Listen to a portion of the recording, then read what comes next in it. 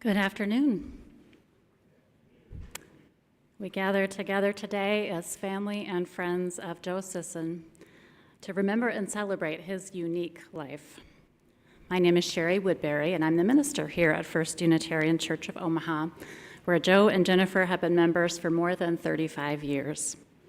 On behalf of the family, I welcome you all and thank you for being here. A few items of housekeeping. If you parked in the parking garage, you can find the parking validation machine in the foyer. There's a blinking light that'll guide you to it. Bathrooms are just outside the door here or down the stairs and on either side.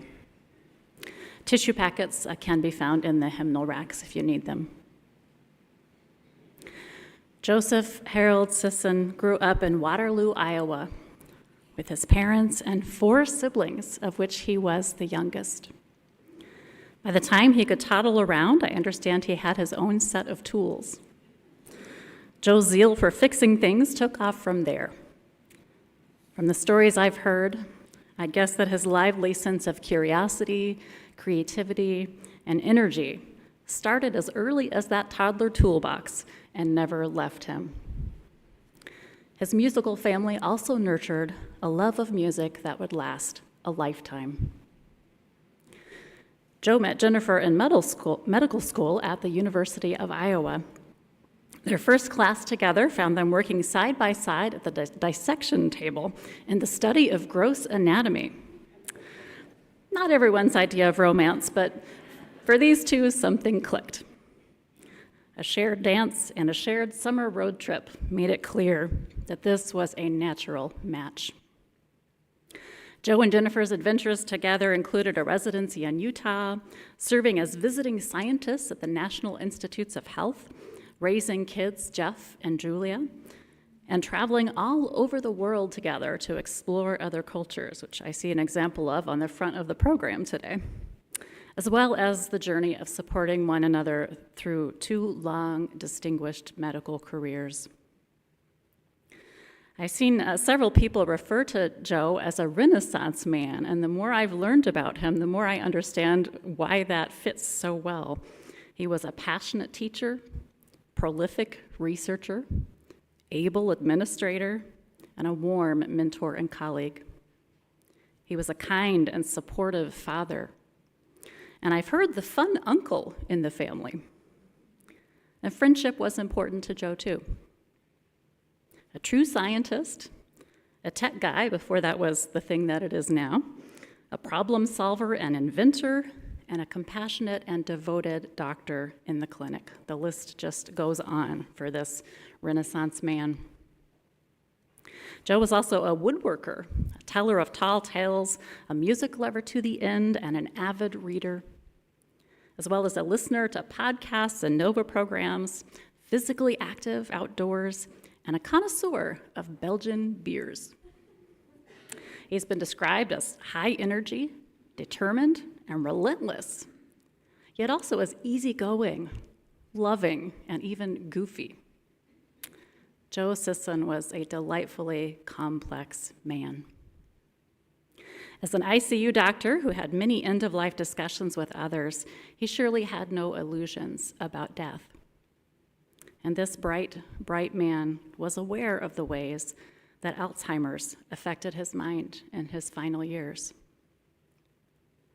But I suspect there's one part of all this that he might not have fully grasped, and that is just how beloved he is by so many people from various parts of his life, many of you here in this room today, because of the warmth and generosity of spirit that he shared so freely with everyone who had the good fortune to know him. Though we in this room represent many different connections to Joe, family, friends, churchgoers, colleagues and mentees, maybe even some fellow woodworkers, we come together for the shared purpose of marking the end of Joe's life. Let us acknowledge that each person here has lost a dear one, changing our own lives forever. As we share grief, gratitude, and memories today, let us make room for all of the feelings that may arise.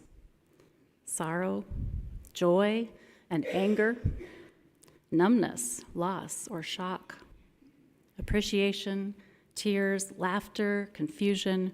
No authentic feeling is out of place in this time. Together, we reconnect to our relationship with Joe, and we celebrate his special life. At this time, I invite forward Joe's grandson, Harold Sisson, and maybe with some help from Dad, to light the flaming chalice.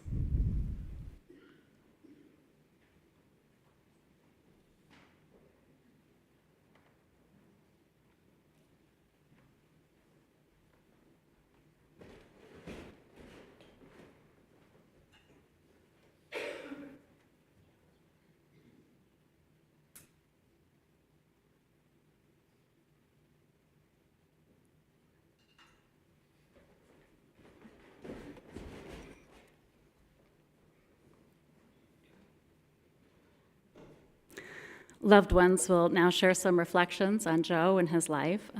Please know there will also be an opportunity during the reception afterwards to share your memories and stories of Joe if you're moved to do so at that time. For now, let us begin with a friend and colleague, Deb Bromberger.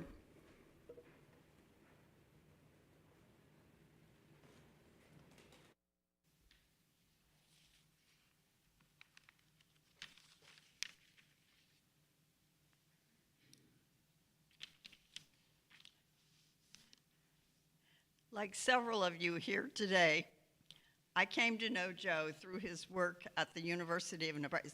Is this on? Closer? Okay, gotcha. Yeah, that's better. Okay. So like several of you here today, I came to know Joe through his work at the University of Nebraska Medical Center. Joe was already on faculty when I arrived as a research fellow. Through the years, Joe was a mentor, colleague, boss, travel companion, and most importantly, friend. While each of his roles have been important to me personally, what is impressive is that Joe was these things and more to so many people he encountered at the Med Center. It's fair to say that he positively impacted most everyone he worked with, taught, or cared for as a physician. If you think I might be exaggerating, you should see the number and content of the comments that were made at the UNMC Today website announcing Joe's death. Joe is dearly loved by a work community that he helped create as a work family. Joe took a sincere interest in students, trainees, and junior faculty. He was known as the go-to teacher of the physiology of the lungs, especially in the intensive care unit setting. He was selected annually by internal medicine residents and students as a top teacher over 25 times. Understand that this is a coveted recognition by faculty, and Joe is among the very few to actually achieve it. Just as Joe taught and mentored clinically, he did the same thing as an investigator and scientist. He helped make sure trainees and junior faculty were well prepared for their presentations. He was known for creating slides and diagrams that made it easy for others to understand the key components of a proposal or a manuscript. I will say it was easier to follow Joe's example if you were a Mac person.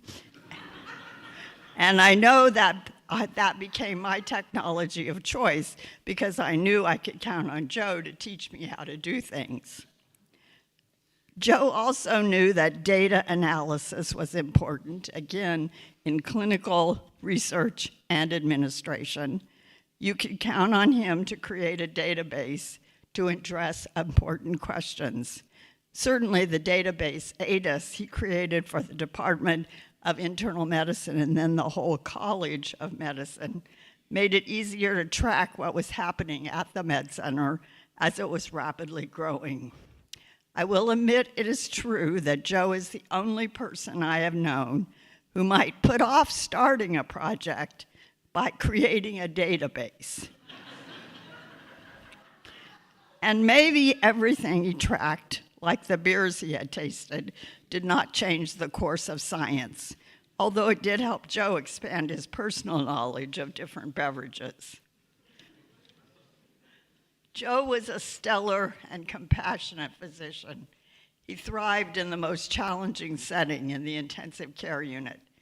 He delivered great care, helped trainees learn how to do the same, was a most effective team leader with other staff, and importantly, demonstrated such understanding to families on tough journeys. His calm demeanor in stressful situations left a positive mark on many. For a time, Joe was my boss. He took his administrative roles very seriously in terms of making sure he was getting to know his faculty and his fellows, clinical and research, and his staff. His goal was to help people set their goals and then be able to achieve them. As one of my colleagues, Dr. Pottle, said, Joe was really more of a friend than a boss. In this way, he created a culture that allowed the work group to thrive. While the work that needed done could be demanding, he made sure there was time for fun and camaraderie.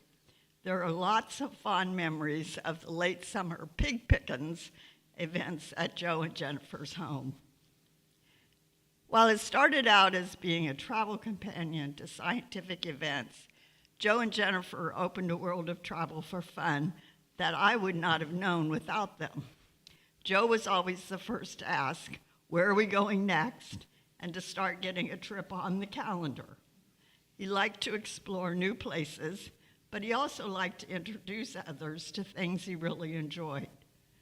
Only a little over a year and a half ago, we traveled to Barcelona, and he made sure we saw flamingo dancers, plus many other sights that he had enjoyed so much on an earlier visit.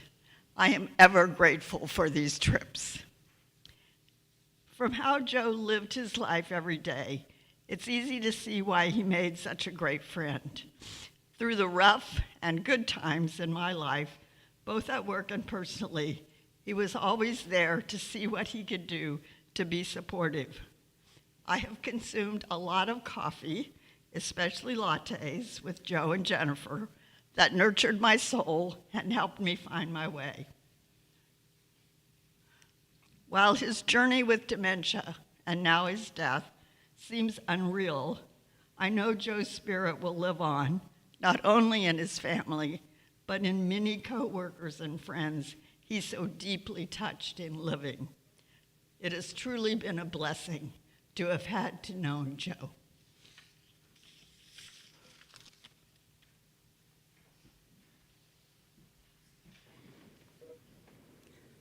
Next, we hear from Todd Wyatt, also a colleague and friend.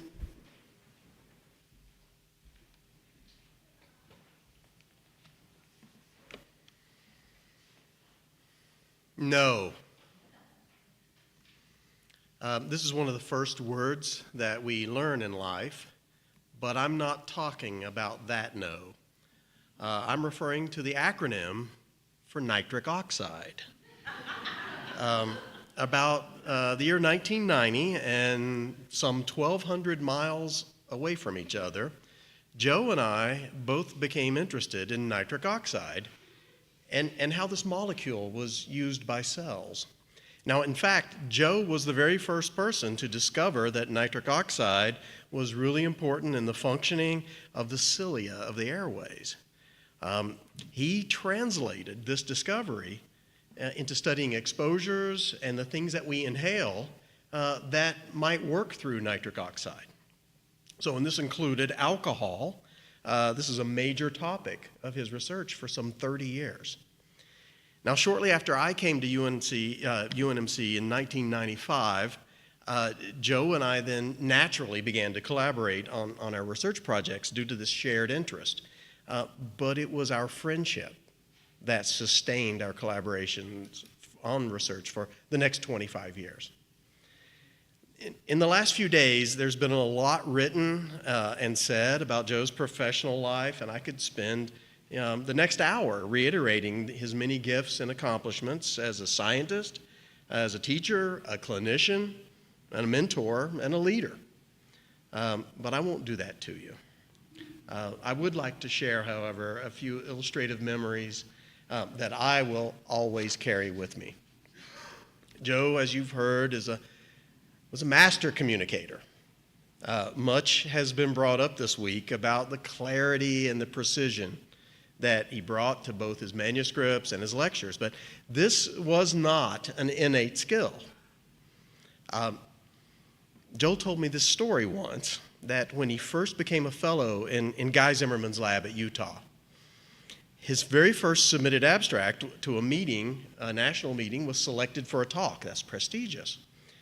So when he met with his mentor to prepare for his very first presentation, Dr. Zimmerman asked him, "So, Joe, how would you like to begin your presentation?" And Joe answered, "Oh, I kind of thought I'd begin by telling a joke." And Guy replied, no, I don't think you want to do that." So Joe polished his craft as any artist would. I would see him spend hour upon hour agonizing over a single PowerPoint slide.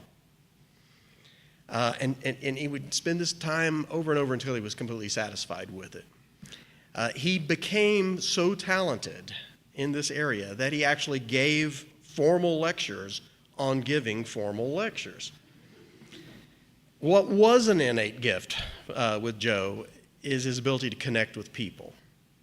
And I traveled with Joe to just about every major U.S. city, as well as cities around the world.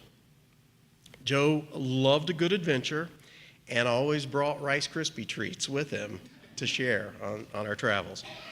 Now, as many of you may remember, Joe had a real penchant for wearing clogs. Particularly, he wore one brand called Bastad, and they were made in Sweden. So Joe and I had traveled to an alcohol conference in Lund, Sweden, one time. And after the meeting was over, we always spent a few days touring around and getting to see the countries. But Joe just had to go to the mothership of the clog factory for Bastad in Trelleborg, Sweden. Now, when we get there, the proprietors, and this is not a major factory, this is a mom and pop operation. And they were very suspicious and bewildered as to why these two Americans are showing up to their shed of a factory.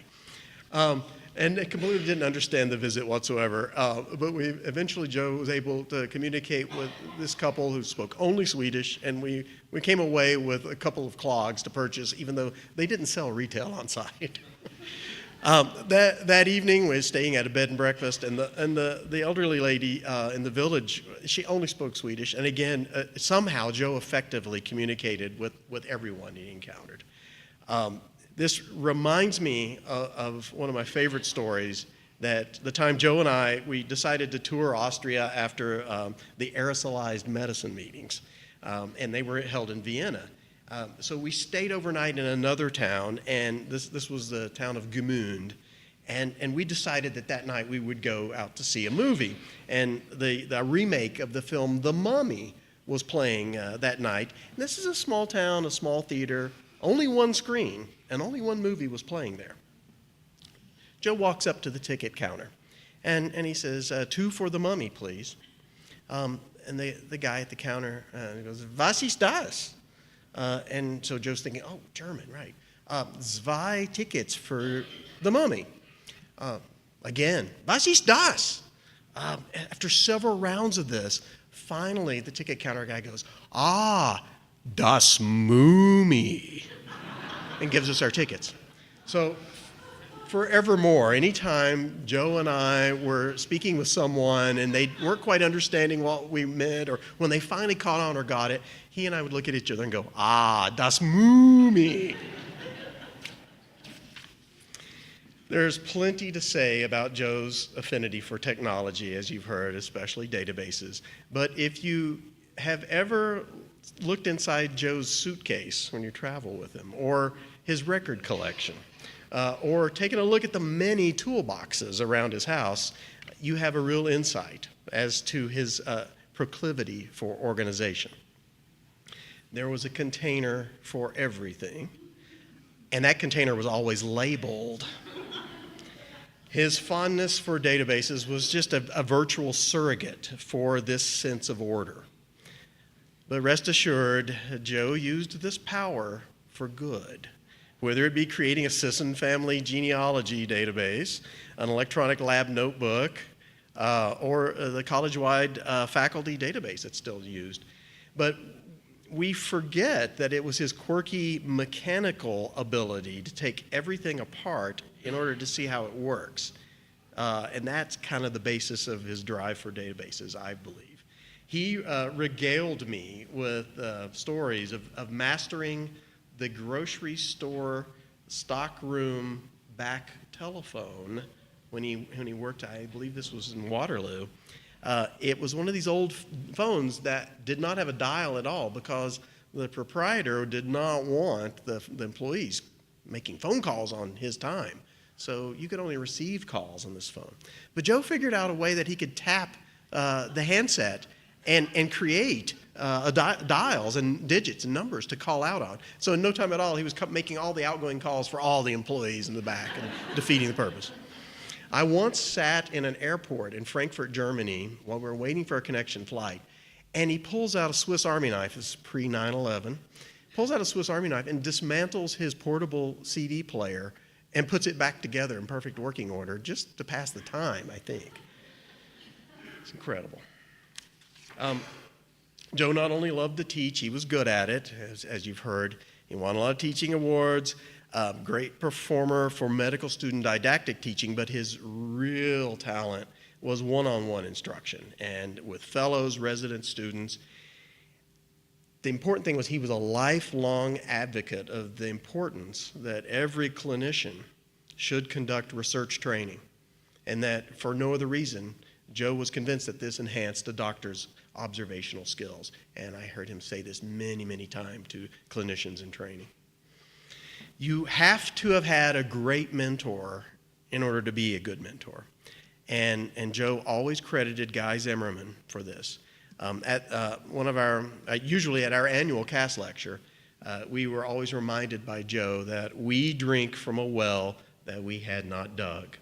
Now, yes, I know Joe stole that from Deuteronomy, but based upon this, his mantra, you could not call him the king of self-promotion. He was proud, though, however, but he was proud of others. He was proud of the many postdocs that he had trained. He was particularly proud of his only graduate student, Michael Price. He was very proud of the next generation of the clinician researchers that he recruited and he nurtured. Jill Poole, Christina Bailey, and John Dickinson. These three are carrying on Joe's research legacy in the division, and they are drinking from a well that Joe dug. Mostly, Joe was extremely proud of all of his wife Jen's many accomplishments. Even more so, he was very, very proud of both of his kids and how they'd traveled their own path to adulthood. A joy of my life was regularly getting to hear all these stories and the updates on Jeff and Julia's adventures. So was Joe Sisson one of a kind in terms of his gifts, his accomplishments, his insight, and his care for others? Will he be missed? But will his legacy live on and on? Yes. No acronym this time, just yes.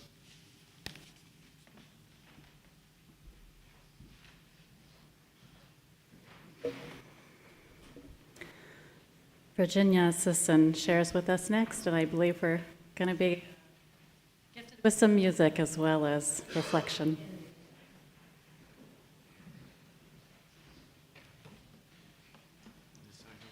Whatever side. So I've got my support group up here. Watch out. So, my brother Joe. So much that people have said, I won't repeat much of, but thank you for bringing up things that I feel very strongly about with my brother, and I had no idea of all the research implications that will go on and on and on and on. Thank you. Yeah, I sort of feel that he came into a family, and I call the beginning, it was musical, magic, and mayhem. He was the first boy in a much wanted boy. Am I too loud here? Okay. So my dad kept having daughters, and he was into genealogy. He was a dentist. He was very precise in his work. Our grandfather, who was a carpenter himself for many years, was also living with us for a long time. And so Joe had a lot of mentoring. But first of all, my dad's life was surrounded by women. So the first one to show up was supposed to be Philip, and that was my sister Phyllis. The second one that showed up was supposed to be James, and that was our sister Mary. And she has deceased. Phyllis is still with us, and her son is here today, one of her sons. And then I was coming along, but I was supposed to be Richard, and somehow I became Virginia Ruth. And then our brother Joe finally arrived, and he was named Joe, and that was from a good friendship of our dad's from World War II. So World War II happened, so they had our older sisters who were one family. World War II happened, and then they started trying to have that boy again after the war. And so we really were two generations almost of people in the family. Music, music, music.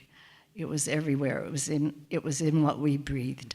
Our grandmother, my mom's mom, played a beautiful piano. She came from ragtime, and so she did a lot of the lovely ragtime kinds of things. She also played in a band for the VFW many years later, and her love was to actually, I did not realize this until recently, she really loved the drums. And so she would play the drums at the VFW occasions, and my brother, we would be visiting them for 2 weeks out of the year, and we'd go to those, and then she became furious because the piano player had the nerve to pass away, and she had to take on piano. And so then she was insisting, she had her little drum that she played off to the side with her feet, and then she was doing the piano. So it was in the house, two older sisters, operettas, they didn't even call them musicals back at that point. They represented the generation of Doris Day and Judy Garland. So Joe and I come along, and good heavens, our generation was, you know, everything from Julie Andrews to Janis Joplin. And so it was everywhere. And oddly enough, he never really enjoyed playing a musical instrument. The rest of us sang, and we played piano and the organ and all those kinds of things. So it was just there. And we move on in time. And well, first I have to go back to, he was almost born smiling. He was cherubic. He just smiled and was funny and delightful and so hard to keep up with. ADHD just out there, you know, it was, we used to walk around with our hands on his head if we were in public because we couldn't keep track of him if we didn't. And he smiled through it all. He always, there are these cherubic smiles in the pictures of him from even as late as when we were in Italy together. And there's a picture of him and he looks like an angel. So yeah, it's just a remarkable person, very upbeat. He learned the craft of woodworking from our grandfather. So if you are woodworkers, that's where it came from. He learned the craft of planning and doing all these things that you were talking about just from his own organizational mind. I think of him as almost a Leonardo da Vinci after having seen that program from PBS. It's like he had that curiosity, and it just burned inside of him. He was just alive with it. And it was contagious, although back when he was really little, it was really annoying. I would say that too much. I know. Yeah, but you know. And so, if you knew him as a coworker, you know, I think people have explained. You see where it came from, and if you knew him as a really hilarious guy, that came from our parents' amazing just way of being positive people. They went through the Depression, they went through the war, you know, they were older parents. And they gave up that freedom that people have when they don't have kids by having this second family. But Dad wanted the heir to the throne, as he would call it. He wanted his person to carry on the family name. And I think Joe has done that in spades. So, what I would sing to my brother. So I personally love singing, and he introduced me to jazz. And of course, I always did the American Songbook, but you can jazz that up. I'm not going to do that today. I'm going to do a parody from Singing in the Rain. You'll be familiar with this. You were meant for us, and we were meant for you. Nature patterned you, and when she was done, you were all the good things rolled into one. You're like a Playday melody that never sets us free, and we're content. The angels surely sent you, and they meant you just for us and the whole world. Thank you. That's it. Thank you.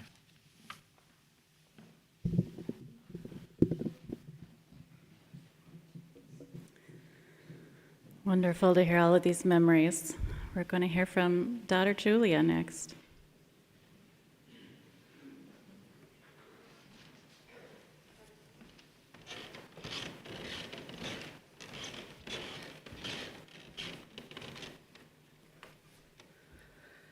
Thank you, everyone, for being here. It really means a lot. And I just wanted to put a quick request out there. If you see me later in the common room, please tell me your stories of my dad. It just does a lot for me, and I can never hear enough of them, and I know they're out there. So thanks in advance.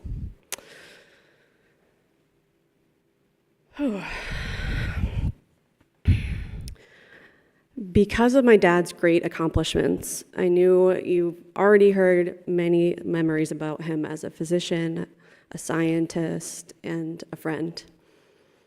So I wanted to share some of my memories of his warmth and closeness, what I valued most in my relationship with him. Many of us can remember the type of warmth he'd greet you with, what his hugs were like, the way he'd put his hand on your shoulder with affection and with care. Getting one of his hugs after being away for a while, sometimes with his thick leather gloves patting my back, made me feel grounded and whole. Being around him always felt like home. When I was a kid, my dad read me all of the Lord of the Rings books at bedtime. He would sing me the elven songs and act out the voices of the tree creatures, the Ents. The way he acted out the Ents sounded like this. Hum, hum, hum. And their conversations would last for days. I would cuddle up to my dad's chest and feel the vibrations of his voice. And that made me feel like I too was anchored down into the earth.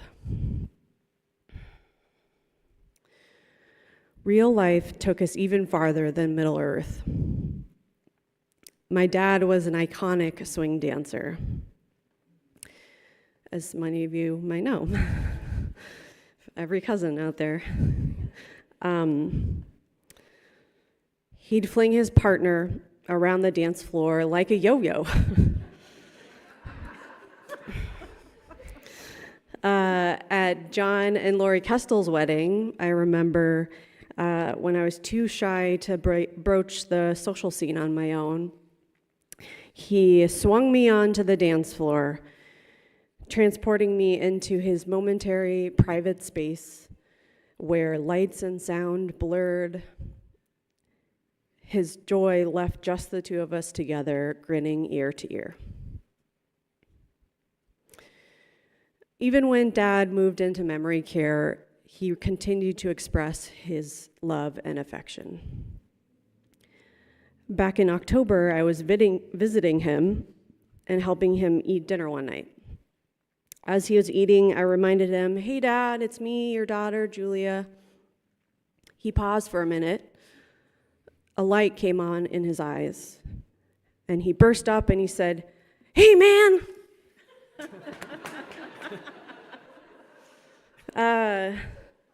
Gotta give you a hug. Come give me a hug. I was so blessed to get that greeting because weirdly it was gendered.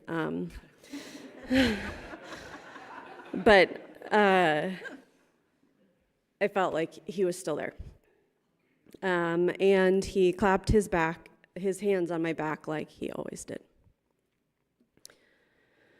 Some of my earliest memories are at home walking with my family in the street outside of our house.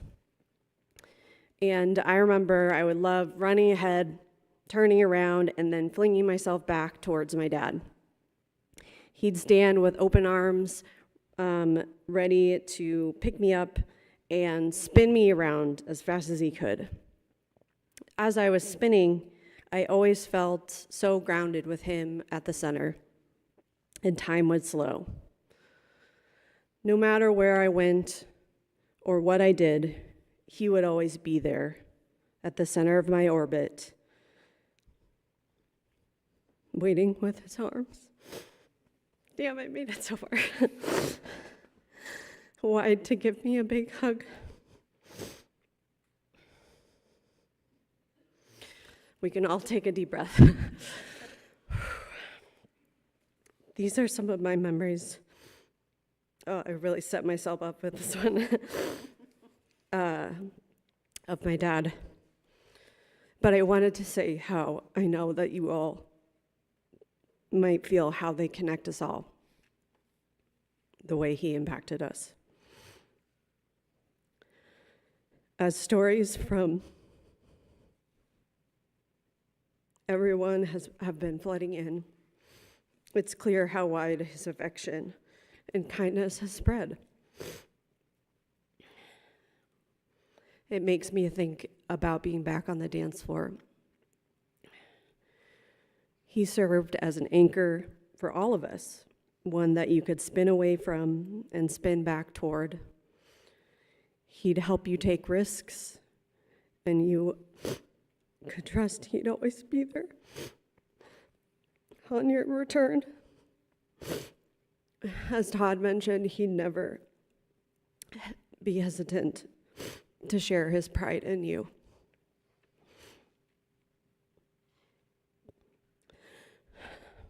What brings me comfort is knowing the legacy he created in all of his wild spinning and how it brought us together in this room today and all of the folks on the live stream as well. He would be really impressed with the live stream.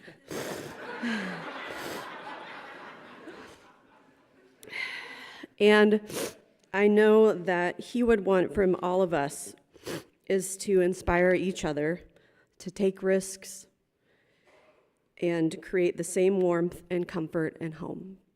Thank you.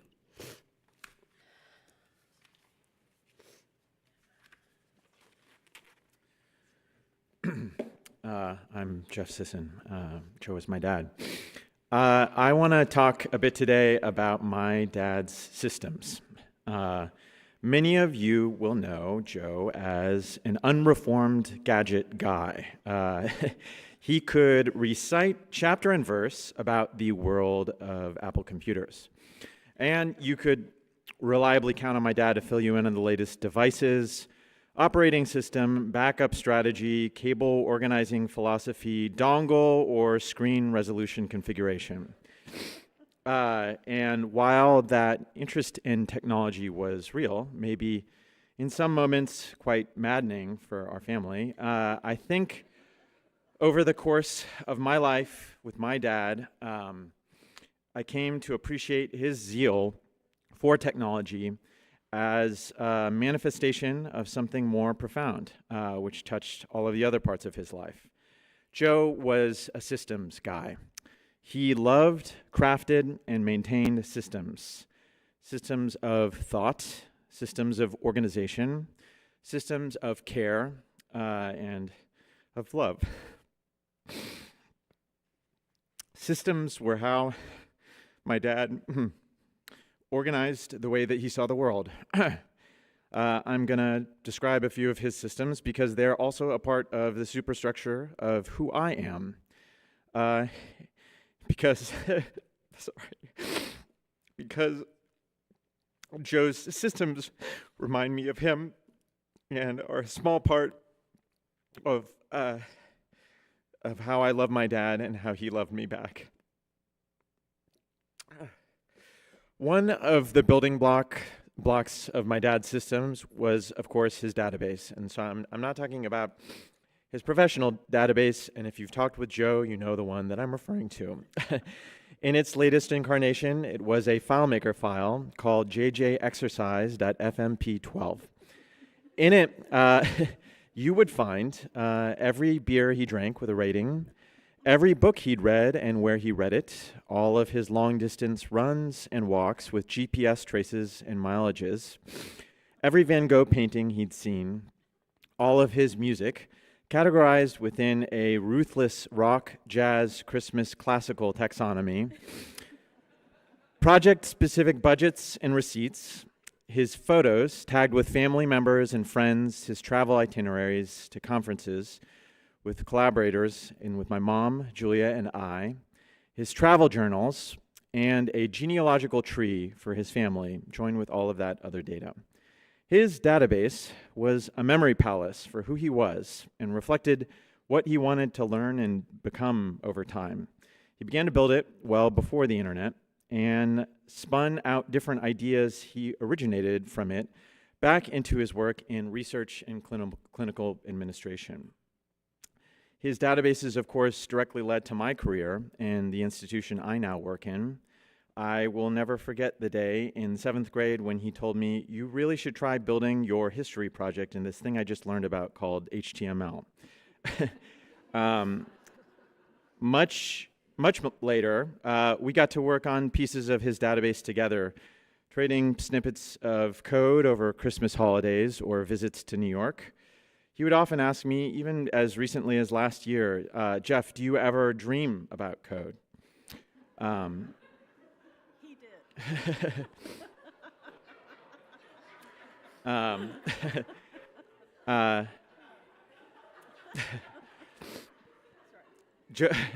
Joe's database refracted outward into other systems of organization.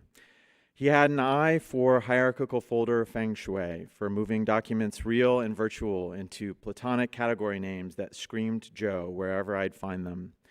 He labeled objects from shoes to notebooks with his name and phone number or terse details about provenance. He meticulously organized his woodworking tools in his shop. I fondly remember his once sharing the finer points of woodworking dust management with me and my, at the time, 1-year-old son, Harold. Many of his clothes had elaborate systems of pockets, zippers, and different layers for tools and maps and billfolds. I'll also never forget when an attempted pickpocket in Senegal was foiled by his many-layered hidden zipper pocket system that also foiled Joe when he had to get the bill. Which leads me to the way he told stories, which was absolutely one of Joe's systems as well. There was the story about the hard of hearing patient in his training who, having a hard time peeing at the brink of having a surgery my dad suspected he didn't need or understand, he'd asked, "How's your urine?" The patient answered, "Great, since I got this hearing aid." There was...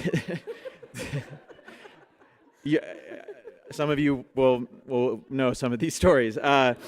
There was the story about Julia singing the Beatles' "Help" on the toilet when she was potty training. Or the story Todd told about him repairing or fixing a CD player during an airport layover in Frankfurt. The story about his father and grandfather losing the same finger decades apart in a joiner planer accident. The story about how in his VW Bug he'd learned to finesse the gearbox to shift into gear without using the clutch. Or the story from a beer bar in Antwerp we went to together where Joe asked for a Chimay and the bartender responded, "Which year?" Hearing Joe's stories for the first time could be magical. Hearing them for the 50th time could get a little old. But hearing them for the 100th time or the 500th was like recalling a familiar melody or knowing how to open a tricky door. From the opening line, you'd almost kind of hear Joe's story coming before he told it. And his stories always functioned as a parable for who Joe was and the metaphors and themes he gravitated towards. My dad had systems of creative problem solving. He had a way of sticking to and brute forcing different angles on a problem until he found a solution that was elegant. Elegant was a byword for my dad. He loved to describe how the tree house he built for us hung on bolts so that it could expand as the tree grew and moved. Or how he wired the house so that he'd never have to wire it again, even wiring an Ethernet cable to the mailbox because you never know.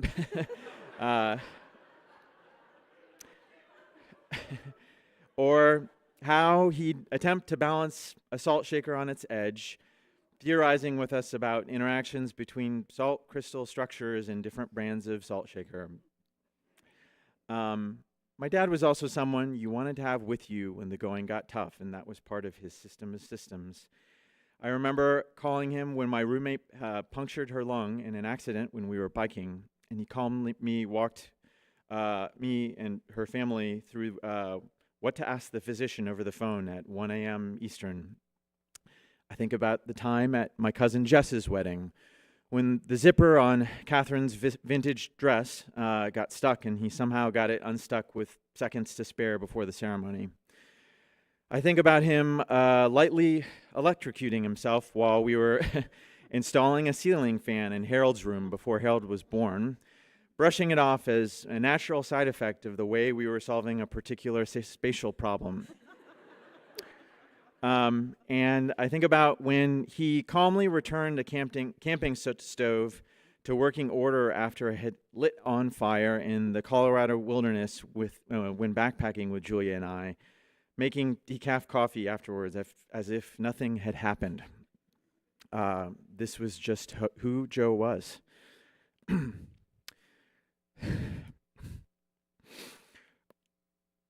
When I reflect on the things I'd have hoped to do with my dad and how unfair it was that his life was cut short, it's these systems that I think about the most. The systems of tinkering, of woodworking and house repair, of basic electronics and soldering, of outdoor skills. Before we came here, we had a gas leak in my mom's house, and Chris and I were troubleshooting it, trying to fix it, and I thought about what would my dad do. I wanted to learn more of these things by osmosis from my dad as we both got older, and as my son Harold grew up. And I am completely gutted that our lives did not pan out that way. And of course, Joe had systems of care and loving too. He loved his family and his friends. He loved me. When I was once separated from him during a tornado at a Boy Scout camp, which I hadn't wanted to go to in the first place, because I didn't really want to be a Boy Scout,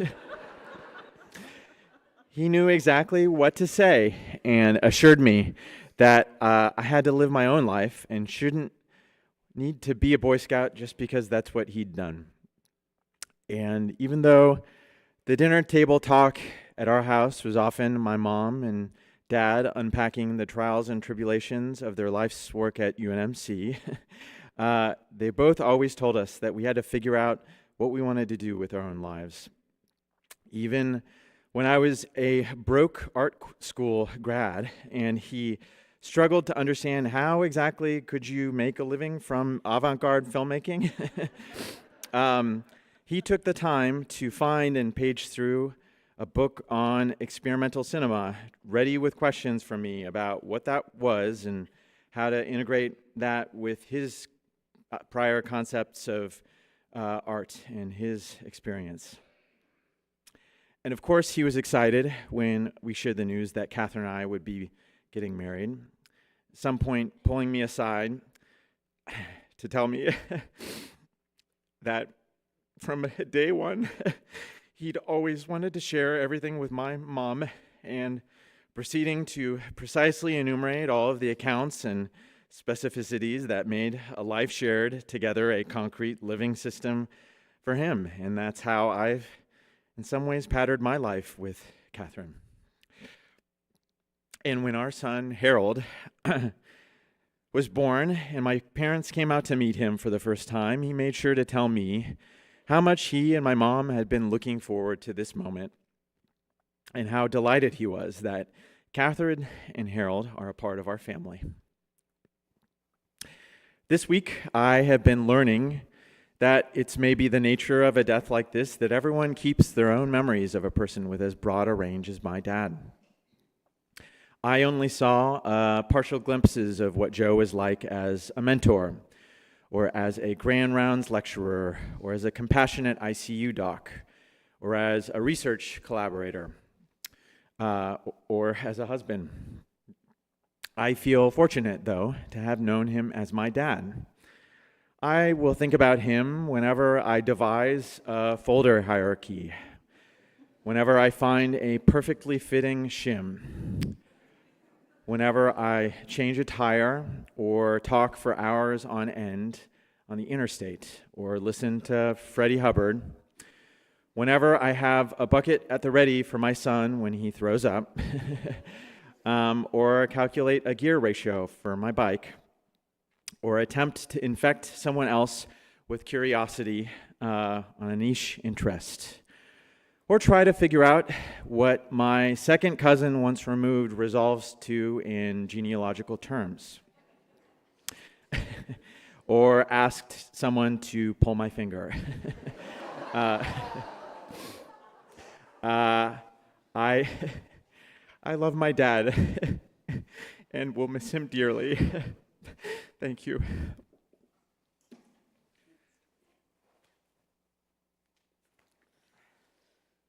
Okay, first, it's not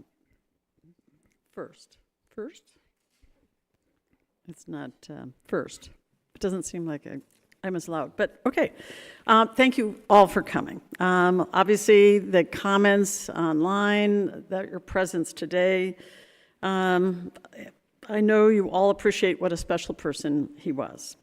What I'm going to try to do is give you my take on this man with some levity, since he was a funny guy. but hoping that in telling his and our story, he might be an inspiration to others. First, the origin story. Many of you have already heard that I met Joe the first week of medical school when we were at medical students at University of Iowa and had adjacent anatomy bodies. However, we were also both involved in the leadership of what was then called the American Medical Student Association, which meant we got to drive to the national meeting in New Orleans in the spring of our first year. And at a social event there, we danced. That Joe remembers exactly what I wore, and I still remember the dance, suggests it lit a spark. Although he then left early to go off skiing with his sister and brother-in-law. I don't know why. So we didn't have a lot of time to spend talking about it then. But at a party at the end of our first year, Joe asked me if I wanted to drive to California with him that summer. It was the only break we would have for the rest of the medical school 3 years. I didn't have a car, and I thought it was a great opportunity to get away, so I said yes. But I told him and everyone else this was strictly platonic, as I was actually dating his future roommate at that time. But interestingly, the way he later told the story, and you know how these stories morph over time, but he said that he asked all the women in the class, and I was the only one who said yes. And yet, he was surprised when my roommate mentioned to him at church the next day that I was excited about the trip because he didn't actually think I meant it. Nonetheless, we did take this trip, and he taught me how to drive a stick shift. This is a theme, if you haven't noticed. He's done that for many, many people. While we drove through the mountains of Colorado at night in a rainstorm, which I found much more frightening than he did. And we listened to a lot of music he had recorded onto tapes, yes, with labels he made from with his label maker, and that we played continuously on his tape player, which of course he had installed himself. And while we drove, we did a lot of crosswords, and we talked about our families, our goals, our values, and we began to realize we had a lot in common, including a love for travel. And the rest, as they say, is history. Joe did not room with George when we returned from the trip. And 2 years later, we got married on the weekend between our third and fourth year of medical school, which happened to be my birthday, so we could participate in the first couples computer match for residency programs. We learned we were going to the University of Utah, where we met many, many wonderful people who became lifelong friends, and we started to build a marriage while building our careers. In fact, it was our wedding that led us to the Unitarian Church. This was the 70s. We weren't members of any church, and we wanted to write our own vows, which wasn't a thing then. In an Iowa City bookstore, we saw a book written by a Unitarian minister that had a lot of sample vows. We passed on the anarchist feminist vows. Yes, that was one of the choices, but decided that the Unitarian Church must be a pretty open place. Joe grew up Catholic, but was not attending anymore, but still wanted Catholic representation at the wedding for his parents. And I grew up Methodist, and my parents were pretty adamant on having any officiant other than a priest. So we landed on co-officiants. Joe had met a very funny, fun Cistercian monk who worked at the hospital and was a bartender on the side. And he said he was game. And so was the Iowa City Unitarian minister. And the vows we wrote stuck. And here they are. I pledge to share my life openly with you, to speak the truth to you. I promise to love, honor, and tenderly care for you. To cherish and encourage your fulfillment as an individual through all the changes of our lives. And that is what we did. Joe staunchly defended my desire to keep my own name to his father, who was the genealogist, remember? And we made decisions together based on what would work best for both of us, all while building our careers and creating a family. Even before we were married, Joe pledged to share all tasks equally. And he went to great lengths to show me how he would and could. He sewed me a sleeping bag from a kit. And he cooked for me. And then he taught me how to change the oil and set the timing on my VW Bug. But it turns out I actually enjoy cooking and eating, I might add. And so I wasn't as excited about his cooking. And I didn't enjoy spending so much time underneath the car as he did either. So I was very happy to cede the car maintenance, particularly underneath the car, for doing most of the cooking. And once we had children, we, of course, decided we would be sharing those duties too. He was the yin to my yang. First, he was fun and funny, while I was the more serious one. Yet he could make me do goofy things I had never done before. He even made my parents do goofy things, which is, for those who know my parents, is saying something.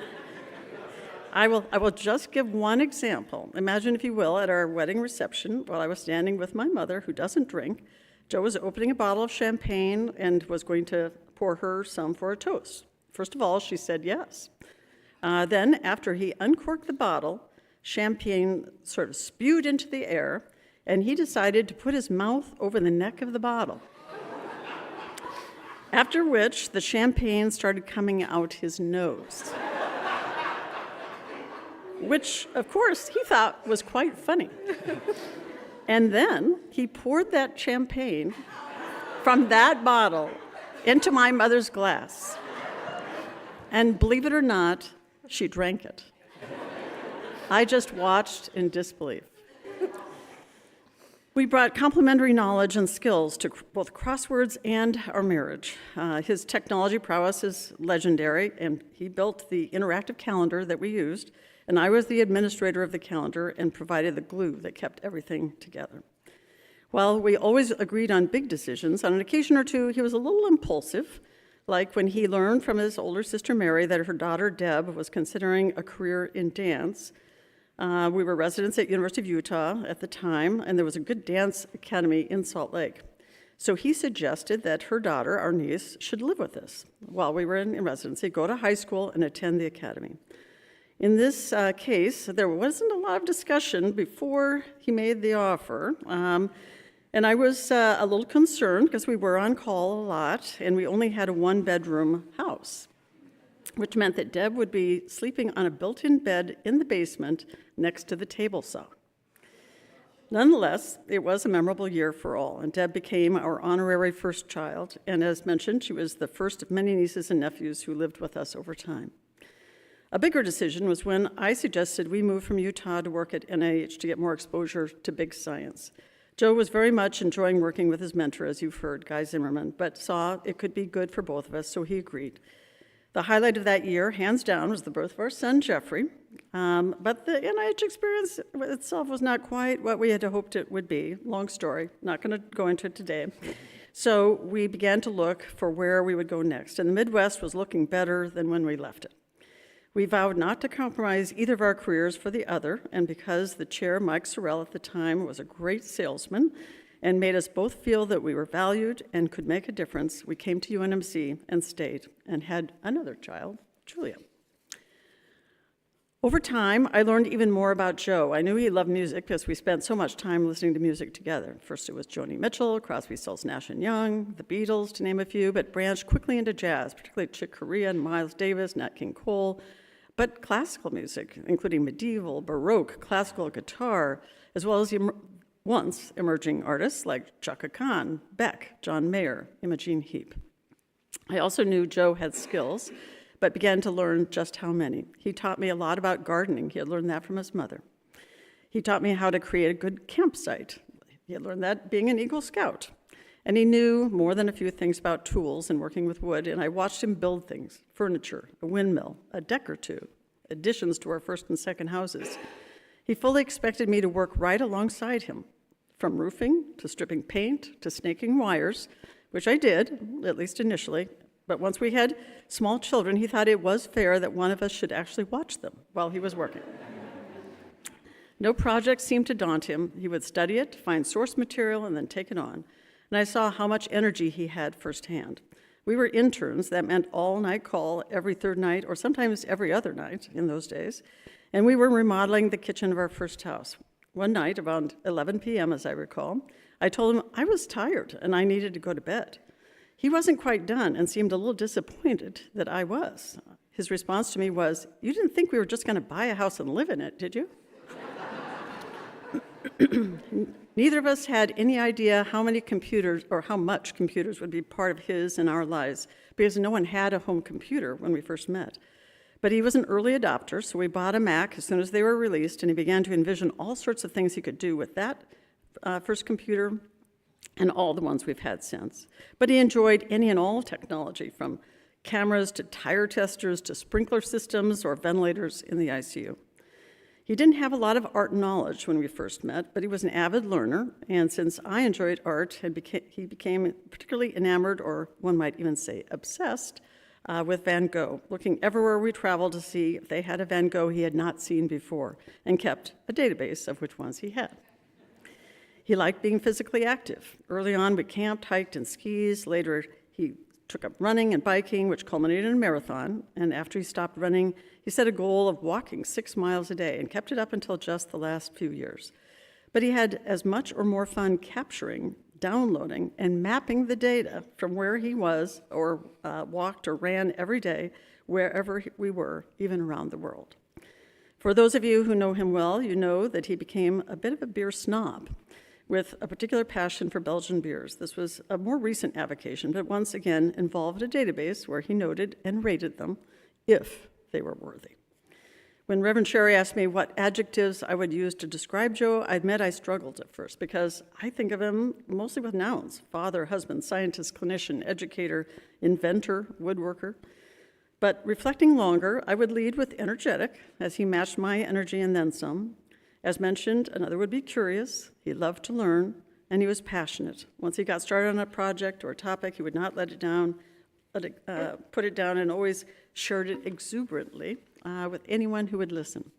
He was also visionary, creating solutions for problems that sometimes only he saw. I guess that's what an inventor is, and he was that. He could be extraordinarily patient, like when he was writing code or teaching one of his kids to drive, or a fellow how to best set up a ventilator despite any chaos around him. But he could also be very impatient if he was sure something needed to be done soon and wasn't getting done, particularly when it concerned medical care for one of his patients. He was relatable.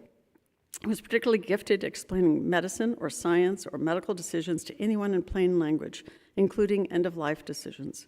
Even this last year, I overheard him explain how cilia worked to one of his woodworking buddies and his wife in terms that anyone could understand. He was calm in any storm. Our daughter Julia has asthma, and one night when she was 2 years old, the usual treatments were not working. So not surprisingly, he was the one who calmly gathered her up and took her to the emergency room. And any of us here would have wanted him to be the one on call if you were in the ICU. But what I valued and will miss most, of course, was his intellect.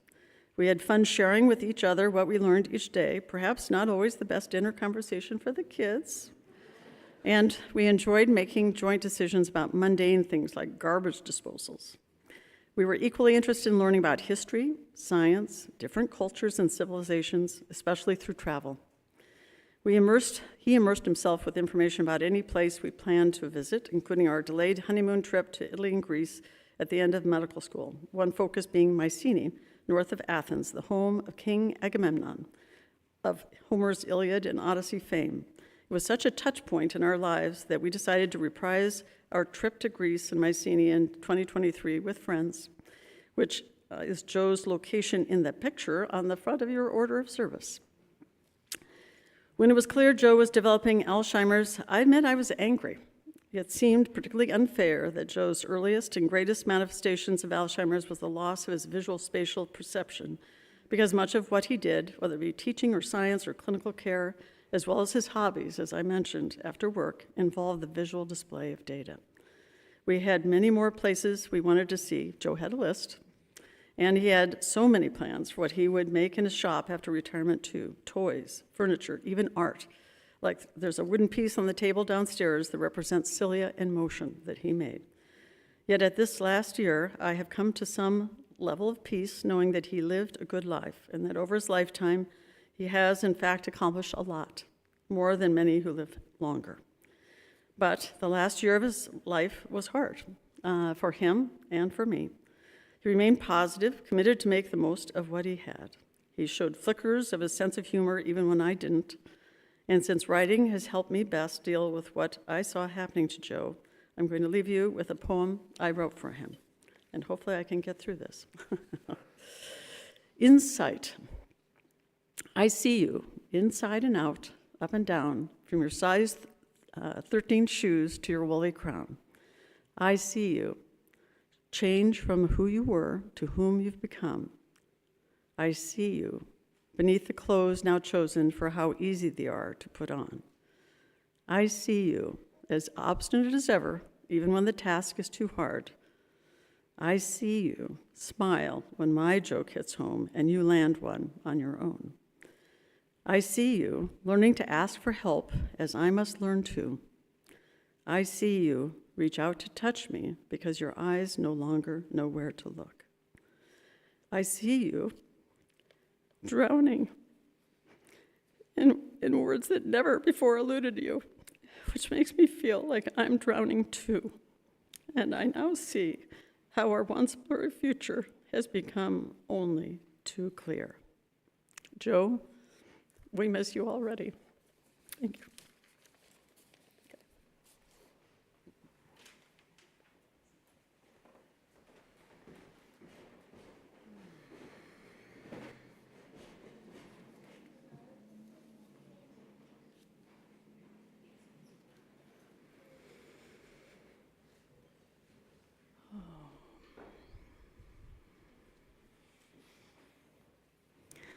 Well, we've had so many funny stories as well as touching ones. I think this next song feels extra appropriate. I invite you to rise if that feels good for you.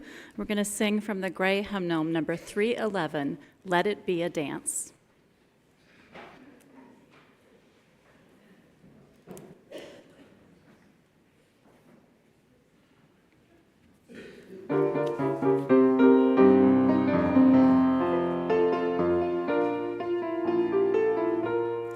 Let it be a dance we do.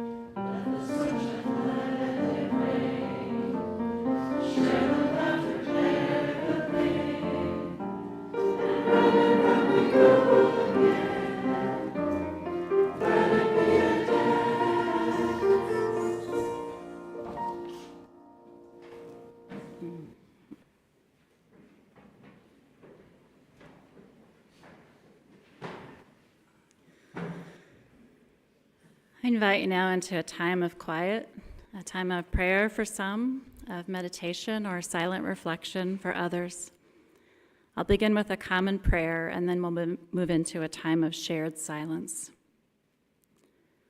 As we begin, you may wish to close your eyes and make your body comfortable.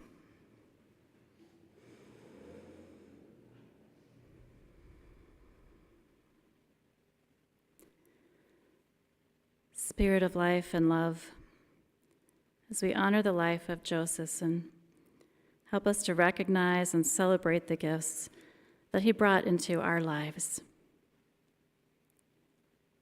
May our hearts be filled with gratitude for these gifts and for the joys of knowing Joe,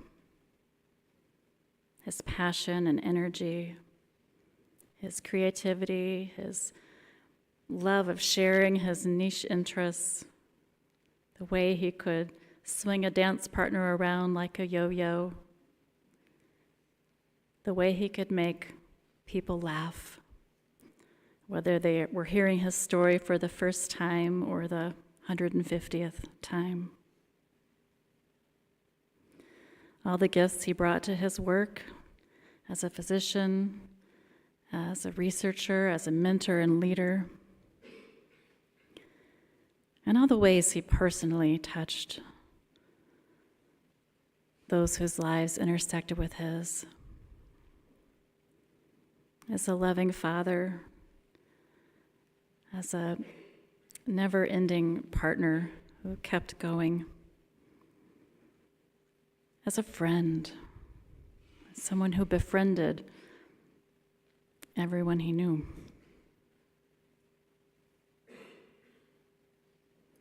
May we celebrate Joe's life and honor his memory by sharing with others, in turn, these gifts of knowing him. Round and round we go again. So may it be. Amen.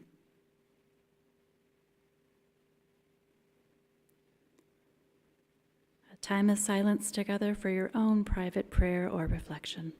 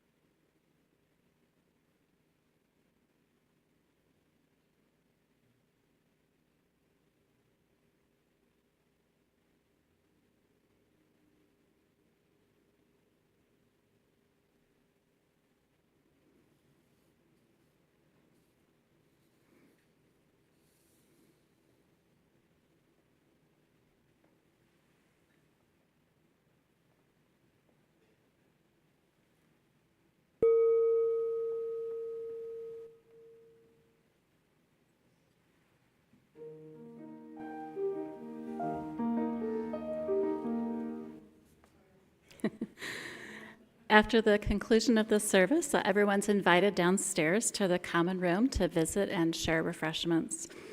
The process of grieving will unfold differently for everyone. There's no right or wrong way to mourn, no rules about how you should feel, what you should do, or when you should be done grieving. Please be gentle with yourself and your grief and reach out to others for support when you need it.